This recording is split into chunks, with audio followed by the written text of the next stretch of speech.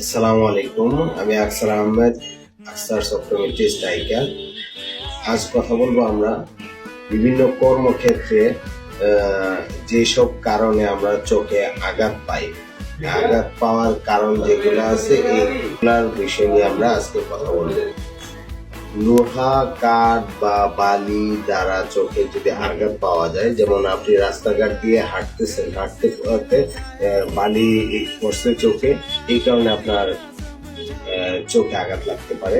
বা দেখা গেছে আপনি যদি লোহার কাজ করেন, যারা গ্রাইন্ডিং মেশিনে কাজ করেন, তাদের জন্য সতর্ক থাকতে হবে, কারণ চোখে লোহার গুঁড়া যাওয়ার সম্ভাবনা থাকে।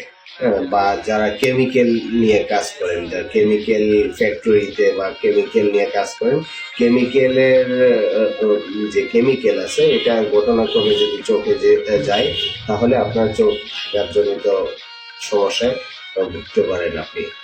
বা কারো মাধ্যমে যদি আপনি চোখে আঘাত আসে, মারামারি করতে গিয়ে বা কোনো কিছু করতে গিয়ে, হাতাহাতি করতে গিয়ে চোখে আঘাত লাগতে পারে। এবং দেখা গেছে যারা মোবাইল ডিভাইসে অতিরিক্ত ব্যবহার করে, তার কারণে আপনার এই ডিভাইসের কারণে এক ধরনের আঘাত চোখে আসে, যেটা মায়োপিক হয়ে যাওয়ার সম্ভাবনা থাকে। হ্যাঁ, বা অনেকক্ষণ বিরতিহীন ভাবে আপনি তাকিয়ে আছেন, সেলাই মেশিনে কাজ করতেছেন বা যে কোনো কাজটা করতেছেন, অনেকক্ষণ নন স্টপ ভাবে তাকায় আছেন, 2-3 মিনিট চলে যায়, আপনি চোখে পাতি দিতে পারতেছেন না, পলক ফেলতে পারতেছেন না।